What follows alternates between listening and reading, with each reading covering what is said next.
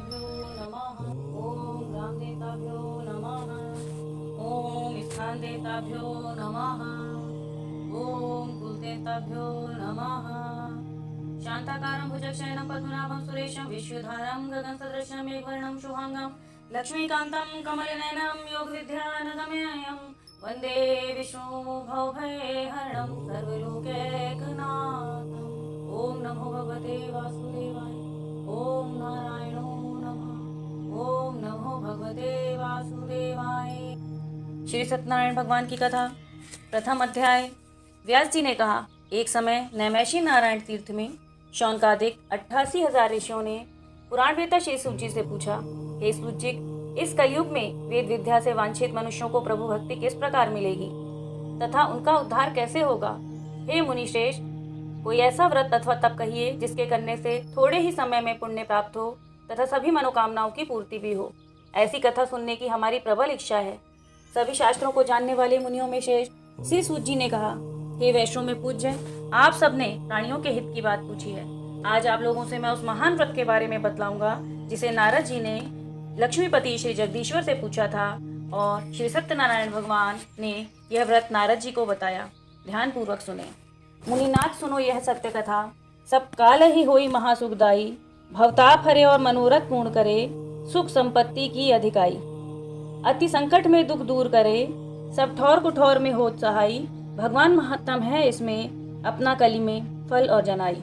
एक बार नारद जी जन साधारण के कल्याण की इच्छा से सभी लोगों की यात्रा करते हुए भूलोक पहुँचे। वहाँ अनेक योनियों में जन्मे प्रायः सभी मनुष्यों को अपने कर्मों के अनुसार अनेक प्रकार के दुखों से दुखी देखकर उनके मन में यह विचार आया कि किस प्रकार से इन प्राणियों के कष्टों का निवारण होगा। ऐसा सोचकर श्री नारद विष्णु लोक को गए।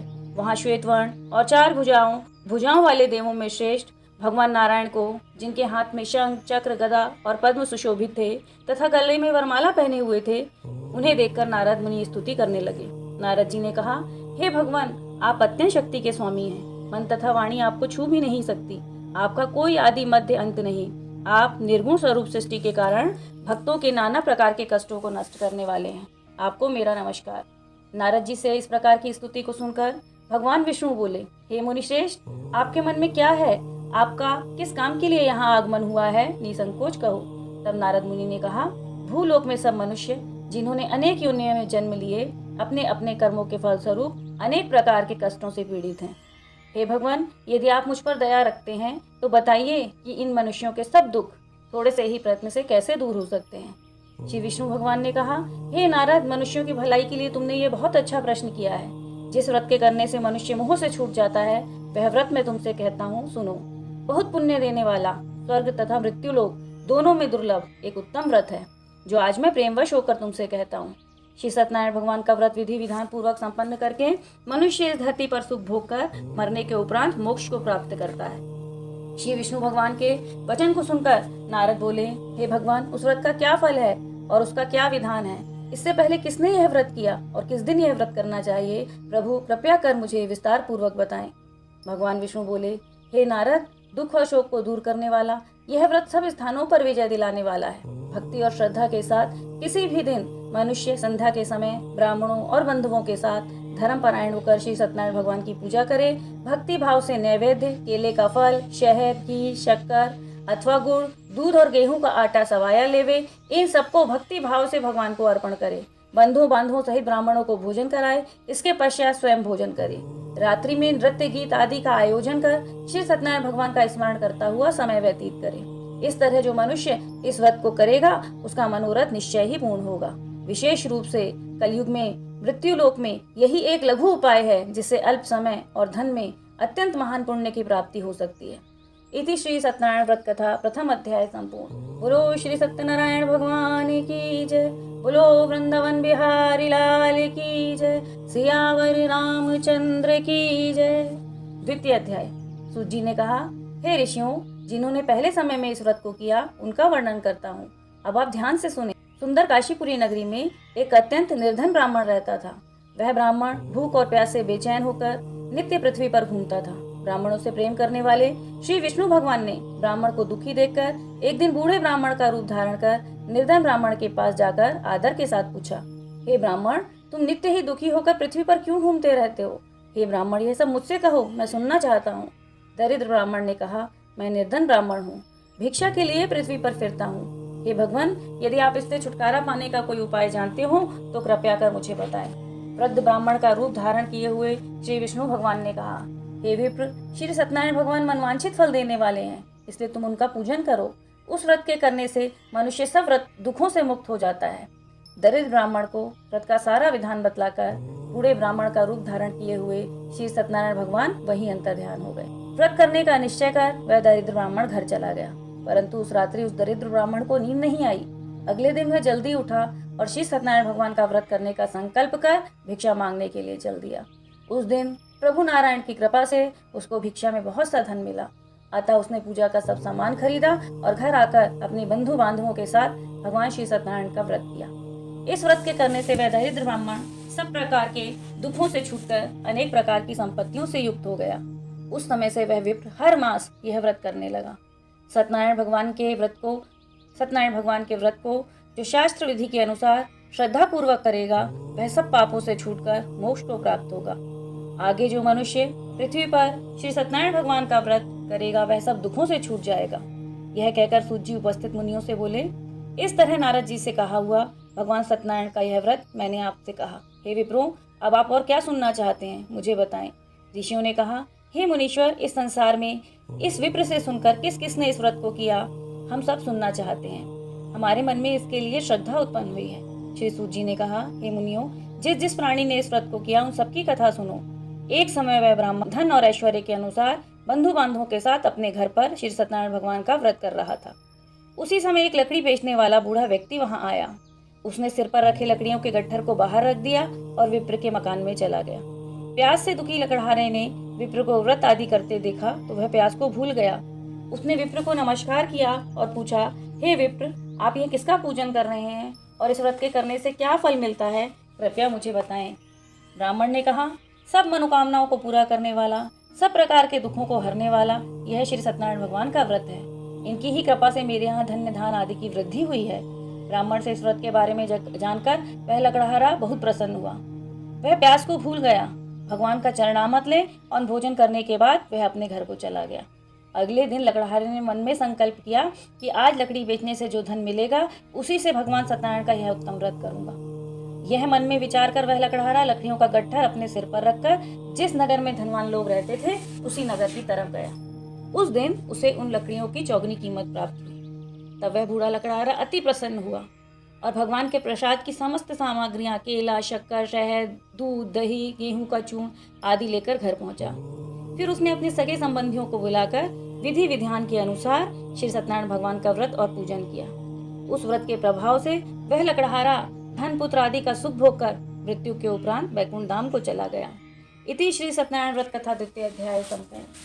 बोलो श्री सत्यनारायण भगवान की जय। बोलो वृंदावन बिहारी लाल की जय। सियावर रामचंद्र की जय। उमापति महादेव की जय। तृतीय अध्याय। श्री सूत जी ने कहा, हे श्रेष्ठ मुनियों, अब आगे की कथा कहता हूँ। पूर्व काल में उल्कामुख नाम का एक अत्यंत बुद्धिमान राजा था। वह सत्यवक्ता और जितेंद्रिय था। प्रतिदिन देव स्थानों पर जाता तथा गरीबों को धन देकर उनके कष्ट दूर किया करता था। उसकी पत्नी कमल के समान मुख वाली सती साध्वी स्त्री थी। भद्रशिला नदी के तट पर उन दोनों ने श्री सत्यनारायण भगवान का व्रत किया। उस समय वहां साधु नामक एक वैश्य आया। उसके पास व्यापार के लिए बहुत सा धन था। वह वैश्य नाव को किनारे पर रोककर राजा के पास आया। राजा को व्रत आदि करते देखकर उसने विनय पूर्वक पूछा, हे राजन, भक्ति युक्त चित्त से आप ये क्या कर रहे हैं? मेरी भी सुनने की इच्छा है, कृपया आप यह मुझे भी बताएं। महाराज उल्कामुख ने कहा, हे साधु वैश्य, मैं अपने बंधु बांधवों के साथ पुत्र आदि की प्राप्ति के लिए महाशक्तिशाली सत्यनारायण भगवान का व्रत व पूजन कर रहा हूँ। राजा के वचन सुनकर साधु नामक वैश्य ने कहा, हे राजन, मुझे भी इसका सब विधान बताएं। मैं भी आपके कथनानुसार इस व्रत को करूंगा। मेरी भी कोई संतान नहीं है। मुझे विश्वास है इससे निश्चय ही मुझे संतान की प्राप्ति होगी। राजा ने साधु वैश्य को व्रत के सभी विधान अच्छी तरह समझा दिए। राजा से सब विधान सुनकर वह वैश्य बहुत प्रसन्न हुआ। व्यापार के कार्य से निवृत्त हो वह वैश्य प्रसन्नता पूर्वक अपने घर आया। वैश्य ने अपनी पत्नी से संतान देने वाले उस व्रत को बताया। उसने ये निश्चय किया कि जब मुझे संतान प्राप्त हो जाएगी तब मैं इस व्रत को करूंगा। साधु ने ये वचन अपनी पत्नी लीलावती से भी कहे। एक दिन उसकी पत्नी लीलावती सांसारिक धर्म में प्रवृत्त होकर श्री सत्यनारायण भगवान की कृपा से गर्भवती हो गई। 10वें मास में धर्मपरायण सती लीलावती के गर्भ से एक अति सुंदर कन्या का जन्म हुआ। वह कन्या ऐसे बढ़ने लगी जैसे शुक्ल पक्ष का चंद्रमा बढ़ता है। कन्या का नाम कलावती रखा गया। तब लीलावती ने अत्यंत आग्रह पूर्वक अपने पति को याद दिलाया कि आपने जो भगवान का व्रत करने का प्रण किया था अब आप उसे पूर्ण कीजिए। साधु ने कहा, हे प्रिय, मैं कन्या के विवाह पर इस व्रत को अवश्य करूंगा। इस प्रकार अपनी पत्नी को समझाकर वह व्यापार करने चला गया। कलावती अब धीरे धीरे पिता के यहाँ रहती हुई बड़ी होने लगी। लौटने पर साधु ने जब नगर की लड़कियों के साथ अपनी पुत्री को खेलते देखा तो उसे उसके विवाह की चिंता हुई। उसने अपने एक दूत को बुलाकर कहा कि कन्या के लिए कोई सुयोग्य वर विचार कर लाओ। अपने स्वामी की आज्ञा पाकर दूत कंचन नगर पहुंचा और बहुत ढूंढने पर कलावती के लिए एक सुयोग्य वार्णिक पुत्र को खोज कर ले आया। उस सुयोग्य लड़के को देखकर साधु नामक वह वैश्य बहुत प्रसन्न हुआ और अपने बंधु बांधवों सहित आनंदित होकर अपनी पुत्री का विवाह उसके साथ कर दिया। दुर्भाग्य से विवाह के समय वह भगवान सत्यनारायण का व्रत करना भूल गया। इस पर भगवान सत्यनारायण क्रोधित हो गए। उन्होंने उसे श्राप दिया कि तुम्हें दारुण दुख प्राप्त होगा। अपने कार्य में कुशल साधु नामक वह वैश्य अपने जमाता सहित नावों को लेकर व्यापार करने के लिए समुद्र के किनारे स्थित रतनसारपुर नगर में गया। दोनों ससुर और जमाई उस नगर के राजा चंद्रकेतु से अनुमति लेकर वहां व्यापार करने लगे। एक दिन भगवान सत्यनारायण की माया से प्रेरित एक चोर धन चुराकर भागा जा रहा था।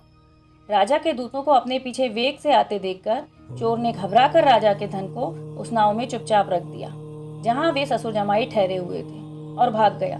जब दूतों ने उस साधु वैश्य के पास राजा के धन को रखा देखा तो ससुर और जमाता को बांधकर ले गए और राजा के समीप जाकर बोले, हम ये 2 चोर पकड़ कर लाए हैं, इनके लिए आज्ञा दें। तब राजा ने बिना उनकी बात सुने ही उन्हें कारागार में डालने की आज्ञा दे दी। इस प्रकार राजा की आज्ञा से उनको कठोर कारावास में डाल दिया गया तथा उनका धन भी छीन लिया गया।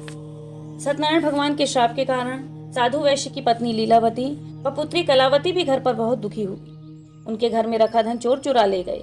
शारीरिक व मानसिक पीड़ा तथा भूख प्यास से अति दुखित हो भोजन की चिंता में कलावती एक ब्राह्मण के घर गई। उसने ब्राह्मण को श्री सत्यनारायण भगवान का व्रत करते देखा। उसने कथा सुनी और प्रसाद ग्रहण कर रात को घर आई। माता ने कलावती से पूछा, हे पुत्री, तू रात भर कहाँ रही और तेरे मन में क्या है? कलावती बोली, माता, मैंने एक ब्राह्मण के घर श्री सत्यनारायण भगवान का व्रत होते देखा है। यह व्रत मनोवांछित इच्छा पूरी करने वाला व्रत है। कन्या के वचन सुनकर लीलावती ने सत्यनारायण भगवान के पूजन की सभी तैयारियां की और उसने अपने परिवार और बंधुओं सहित श्री सत्यनारायण भगवान का व्रत किया और वर मांगा कि मेरे पति और दामाद शीघ्र ही लौट आएं। साथ ही प्रार्थना की कि प्रभु हम सबका अपराध क्षमा करो। श्री सत्यनारायण भगवान इस व्रत से संतुष्ट हो गए। उन्होंने राजा चंद्रकेतु को रात्रि में स्वप्न में दर्शन देकर कहा, राजन, जिन दोनों वैश्यों को तुमने बंदी बना रखा है वे निर्दोष हैं। उन्हें प्रातः छोड़ दो, नहीं तो तुम्हारा धन, राजपुत्र आदि सब नष्ट कर दूंगा। इतना कहकर भगवान अंतर्ध्यान हो गए। प्रातःकाल राजा चंद्रकेतु ने सभा में सबको अपना स्वप्न सुनाया और सैनिकों को आज्ञा दी कि दोनों वार्णिक पुत्रों को कैद से मुक्त कर सभा में लाया जाए। दोनों ने आते ही राजा को प्रणाम किया। राजा ने कोमल वचनों में कहा, हे महानुभावों, तुम्हें दुर्भाग्यवश ऐसा कठिन दुख प्राप्त हुआ है। अब तुम्हें कोई भय नहीं है, तुम मुक्त हो। ऐसा कहकर राजा ने उनको नए नए वस्त्राभूषण दिए तथा जितना उनका धन लिया था उससे दूना लौटाकर आदर सहित विदा किया। दोनों वैश्य प्रसन्नता पूर्वक अपने घर को चल दिए। इति श्री सत्यनारायण व्रत कथा 3 अध्याय संपूर्ण। बोलो श्री सत्यनारायण भगवान की जय। बोलो वृंदावन बिहारी लाल की जय। सियावर रामचंद्र की जय। उमापति महादेव की जय। 4 अध्याय। श्री सूत जी ने आगे कहा, वैश्य ने मंगलाचार करके यात्रा आरंभ की और अपने नगर को चला गया। उनके थोड़ी दूर आगे बढ़ने पर दांडी वेशधारी श्री सत्यनारायण भगवान ने उससे पूछा, हे साधु, तेरी नाव में क्या है? अभिमानी वार्णिक हंसता हुआ बोला, हे दांडी, आप क्यों पूछते हो? क्या धन लेने की इच्छा है? लेकिन मेरी नाव में तो केवल लत्ता पत्ता भरा है। वैश्य का कठोर वचन सुनकर दांडी वैश्यधारी श्री सत्यनारायण भगवान ने कहा, तुम्हारा वचन सत्य हो। और ऐसा कहकर वे वहां से चले गए। कुछ दूर जाकर समुद्र के किनारे बैठ गए। दांडी महाराज के जाने के पश्चात वैश्य ने नित्य क्रिया से निवृत्त होकर नाव को ऊंची ऊटी देखकर अचंभा किया तथा नाव में लत्ता पत्ता आदि देखकर मूर्छित हो गया। मूर्छा खुलने पर अत्यंत शोक करने लगा। तब उसके जमाता ने कहा, आप शोक न करें, ये दांडी महाराज का श्राप है। अतः हमें उनकी शरण में चलना चाहिए, तभी हमारी मनोकामना पूरी होगी। जब माता के वचन सुनकर वह साधु नामक वैश्य दांडी महाराज के पास पहुंचा और अत्यंत भक्ति भाव से प्रणाम करके कहा कि मैंने जो असत्य वचन आपसे कहे उनके लिए मुझे क्षमा करें। ऐसा कहकर वह अत्यंत शोकग्रस्त होकर रोने लगा। तब दांडी के रूप में आए भगवान सत्यनारायण ने कहा, हे वार्णिक, मेरी आज्ञा से तुझे बार बार दुख प्राप्त हुआ, तू मेरी पूजा से विमुख हुआ। तब साधु नामक उस वैश्य ने कहा, हे भगवान, आपकी माया से ब्रह्मा आदि समस्त देवता भी आपके रूप को नहीं जान पाते, तब मैं अज्ञानी भला कैसे जान सकता हूँ। मेरी रक्षा करो और पहले के समान मेरी नौका को धन से परिपूर्ण कर दो। उसके भक्ति युक्त वचन सुनकर श्री सत्यनारायण भगवान प्रसन्न हो गए और इच्छा अनुसार वर देकर अंतर्ध्यान हो गए। तब ससुर व जमाई दोनों ने नाव पर आकर देखा कि नाव धन से परिपूर्ण थी। फिर वह भगवान सत्यनारायण का पूजन कर अपने साथियों सहित अपने नगर को चला। जब वह अपने नगर के निकट पहुंचा तब उसने एक दूत को अपने घर भेजकर आने की सूचना भिजवाई। दूत ने साधु नामक वैश्य के घर जाकर उसकी पत्नी से उन दोनों के आने की सूचना दी थी। लीलावती और कन्या कलावती उस समय भगवान का पूजन कर रही थी। दूत का वचन सुनकर साधु की पत्नी ने बड़े हर्ष के साथ श्री सत्यदेव का पूजन पूर्ण किया और अपनी पुत्री से कहा, मैं अपने पति के दर्शन को जा रही हूँ, तू कार्य पूर्ण कर आ जाना। परंतु कलावती पूजन एवं प्रसाद छोड़कर पति के दर्शन के लिए चली गई। प्रसाद की अवज्ञा के कारण सत्यदेव रुष्ट हो गए। उसके पति को नाव सहित पानी में डुबो दिया। कलावती अपने पति को न देखकर रोती हुई जमीन पर गिर पड़ी। नौकों का डूबा हुआ और कन्या को रोती हुई देखकर साधु नामक वैश्य अत्यंत दुखित हो गया और प्रभु से प्रार्थना की, हे प्रभु, मुझसे या मेरे परिवार से जो भी भूल हुई हो उसे क्षमा करें।